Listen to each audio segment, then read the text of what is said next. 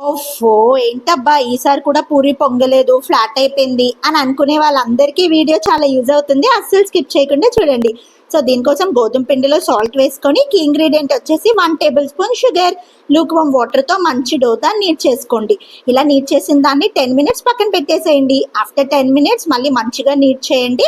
ఇప్పుడు ఇందులో చిన్న చిన్న బాల్స్‌లా తీసుకొని పక్కన పెట్టుకోండి. రోలింగ్ కూడా చూపిస్తున్నాను మీకు థిక్‌నెస్ కోసం.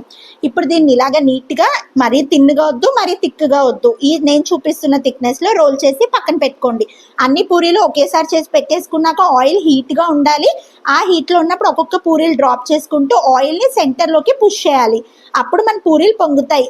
ఇలా పొంగినవన్నీ తీసుకొని ఒక బౌల్‌లో వేసుకోండి.